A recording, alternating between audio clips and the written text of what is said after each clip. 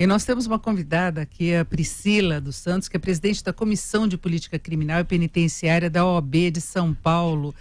Priscila, bom dia. Muito obrigada pela sua participação, sua visita aqui no Jornal da Manhã. Bom dia, eu que agradeço aqui o convite para a participação. Bom, há pouco nós estávamos conferindo aí os desdobramentos da rebelião que houve no Pará, com muitas mortes. Depois nós tivemos problemas também em relação ao transporte dos presos, mais 4 morreram. Agora, é uma situação que chama atenção, porque é um problema recorrente, especialmente no Norte e no Nordeste. A gente tem visto muitos casos, uma extrema violência, né, o número de pessoas que foram degoladas. Como que se pode ter o controle do que acontece nas penitenciárias? Como é que se pode melhorar o sistema prisional no Brasil para evitar que isso aconteça? Não é aumentar o número de cadeias, porque se propõe uma prisão mais intensa ainda, mas a gente sabe que o sistema não está preparado para isso, né? Acho que aumentar o número de cadeia não é a solução, é aumentar o número de escolas, né? A gente parte sempre da premissa equivocada de que a gente precisa ter mais vagas em unidades penitenciárias. Nós precisamos primeiro desafogar esse sistema que nós temos, porque ele encarcera majoritariamente pessoas que não praticaram crimes com violência ou grave ameaça. Então nós estamos superlotando cadeias com pessoas que não trazem ali a gravidade devida que ensejaria o encarceramento. Eu queria falar exatamente isso daí que ela citou, pelo número de pessoas que estão presas sem o processo concluído, né? O último relatório divulga acima de 726 mil presos no Brasil, e destes 42% aproximadamente não tem ainda definição, não tem ainda condenação definitiva. Então é um número elevado de presos provisórios. A lei, ela tem ali no dispositivo, no artigo 319 do Código de Processo Penal, ele surgiu para que minimizassem esses danos do encarceramento. Então ele propõe medidas cautelares alternativas à prisão. E em que casos a gente pode ser aplicado isso? Tem lá, a lei determina algumas regras, desde que essa pessoa não traga ali graves consequências para a ordem pública, para a ordem econômica, que ela não cause nenhum embaraço durante o processo e nem para aplicação da pena, mas aí já quando tem condenação. E várias pessoas se enquadram nestes artigos, nessas questões de não trazerem riscos, mas ainda assim os juízes de São Paulo, principalmente, que são super tradicionais e conservadores, ainda não se atentam a esses dispositivos e encarceram um número elevado de pessoas, mesmo fazendo jus a esses benefícios da medida cautelar alternativa que não a prisão.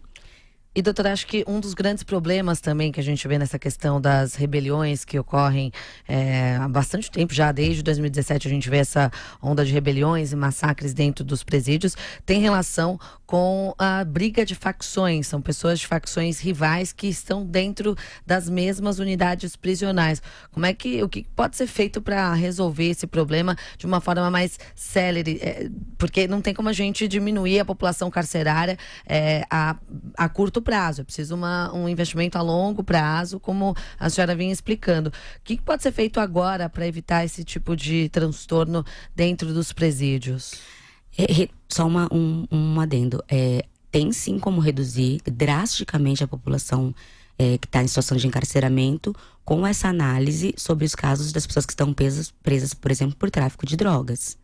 Então nós temos 1/3 dessa população carcerária, 726 mil presos, na verdade mais, esse relatório já está desatualizado, em que estão presos por tráfico de drogas e que vários desses sequer são traficantes e sim usuários. Então já faria uma enorme diferença no esvaziamento do sistema. Mas para além disso, é evidente, colocar dentro de uma mesma unidade 2 facções rivais é esperar que eles entrem em briga entre si e que se institua ali uma pena de morte não autorizada pela nossa lei. Então, para além de não deixarem nos mesmos espaços, cuidar, a preparação de agentes que estão ali tomando conta das unidades. É que essa fala me incomoda um pouco, no sentido de nós estamos jogando a responsabilidade por rebeliões e por massacres nas pessoas que estão encarceradas. É evidente que tem sim suas parcelas de culpa nisso tudo. Mas, para além disso, a parcela disso é do Estado. Porque é ele quem dessocializou essa pessoa e animalizou a ponto dessas degradações. Então, o Estado é que causa isso, na medida em que ele superencarcera, em que ele coloca dentro de um mesmo espaço muitas pessoas em condições subhumanas, Porque estar dentro de um cárcere é viver em tortura cotidianamente, diariamente. Então, e essa produção de tortura diária tem como consequência essa animalização do ser humano. Agora, as facções, elas são extremamente violentas entre elas, também quando elas estão nas ruas. A gente tem vários casos, quando há traição, quando há desvio de recursos entre eles. Nós tivemos casos recentes em relação a isso. Então, eles têm uma característica de violência excessiva. Agora, o sistema prisional não está preparado para separar, ele não está preparado sequer para receber todo esse contingente de pessoas que são presas. Como separar, como operar isso internamente? Então, é que o ser humano não foi feito para estar preso. Então, nunca vai existir um sistema apto a receber pessoas para ficarem privadas de liberdade. Sim. Mas é criminoso, tem que ficar preso. É que o problema é, quem é o criminoso? A gente seleciona quem a gente entende por ser criminoso ou não. E aí está um grande perigo. Então, nós temos ali pessoas, de acordo com esse relatório do Infopen, o último, que em torno de 100 mil pessoas estão presas pelos crimes de homicídio e pelos crimes de violência sexual. E deste tanto, mais 240, como eu disse, estão presas por conta de tráfico de drogas. E desta quantia absurda de 240 mil pessoas, que vocês viram, é mais do que o dobro das que estão presas por crime com violência sexual e de homicídio. Então, a gente não está falando de perigoso. E o tráfico é isso, é muito subjetivo a aplicação da pena imposta. Muitas vezes, um usuário negro é preso por tráfico, ao passo que um traficante branco é preso por uso. Então, nós selecionamos quem nós queremos como criminoso. Mas isso é uma norma geral? Infelizmente é. Porque os critérios da lei de drogas, ele é muito aberto, os critérios são muito subjetivos. Então, dá a liberdade desde a prisão e já para o delegado de polícia e quando do julgamento para um juiz, de aplicar a pena ali de acordo com a sua identidade. Então, eu identifico hoje quem é o juiz hoje dos tribunais. São juízes brancos elitizados. Quando ele se reconhece naquele réu branco e também de elite, a pena tende a ser muito mais suave. Quando ele não reconhece o réu ali é um menino negro, jovem, periférico, que não tem condições de estudo, não tem acesso às condições que o Estado deveria propor, ele não se reconhece. E ali ele é o inimigo e a pena é muito mais alta. Agora, São Paulo e Rio de Janeiro são estados que têm aí, são berço de facções. E nós temos uma incidência de rebeliões menor. Nós já tivemos casos gravíssimos no passado, mas a situação mais recente não registra casos como esses que nós temos visto no Norte e no Nordeste. E por isso que eu estou dizendo que a culpa não é muito fácil para o Estado jogar a culpa em facções criminosas para tirar de si a responsabilidade. A culpa não é das facções, a culpa é do Estado. É evidente que as facções têm ali uma condução de uma postura de vida muito mais violenta do que nós estamos acostumados. A criminalidade é mais organizada e mais sofisticada. E tudo isso foi permitido. Como é que elas surgem? A partir de uma organização reivindicando já ali melhores condições prisionais. E aí, claro, foram se aprimorando e trouxeram em si requintes de crueldade. Mas jogar aqui em São Paulo, nós temos um número imenso de unidades que têm predominação de facção criminosa, assim como no Rio de Janeiro. E isso não acontece. Então, não é legítimo colocarmos a culpa nas facções. Isso não é real. Essa é uma cortina de fumaça que o Estado usa para isentar a responsabilidade dele. Nós estamos conversando com a Priscila Pamela dos Santos, que é presidente da Comissão de Política Criminal e Penitenciária da OAB de São Paulo. Eu acho que, doutor, o caso de Altamira, além de ser um dos maiores, né, massacres dentro de presídios do Brasil, também gera mais, talvez, espanto ainda por causa do que ocorreu depois, né? Alguns presos estavam sendo transferidos e durante essa transferência, 4 deles foram mortos. Eles estavam sob tutela do Estado e acabaram sendo mortos também. Ou seja, a impressão que passa é justamente de que o Estado brasileiro não consegue administrar essa guerra entre os presos, né? Essa questão dentro dos próprios presídios e até mesmo nessa transferência. O que é preciso fazer para mudar essa realidade? A senhora disse que é culpa do Estado brasileiro, essa questão de jogar para as facções é uma cortina de fumaça. Mas o que o Estado brasileiro, então, deveria fazer para evitar esse tipo de situação? Primeiro, o desencarceramento. Nós precisamos pensar em políticas de desencarceramento. Enquanto nós encarcerarmos esse número absurdo de pessoas, nós não vamos encontrar saída para esses problemas. E quando nós desencarcerarmos, nós vamos ter vaga respectiva para a quantidade de presos. A partir de então, as políticas de encarceramento passam a ser políticas humanizadas, políticas que são previstas na lei e na Constituição, como comentário agora há pouco, mas eles são criminosos, eles precisam estar presos. Então eu acho que precisa nós não selecionarmos mais o tipo de criminoso pelo criminoso, mas sim pelo crime, pela gravidade que ele representa.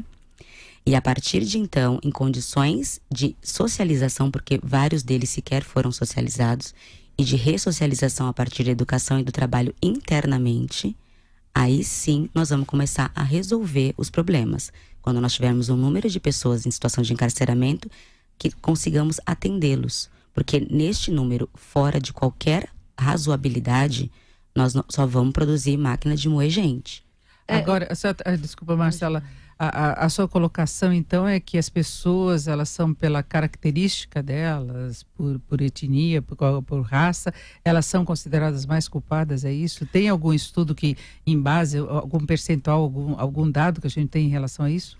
O Brasil é um país muito racista ainda, né? Nós vivemos numa falácia da democracia racial. Enquanto nós também não assumirmos que nós vivemos numa falácia nessa democracia racial, nós não vamos avançar no tema preconceito.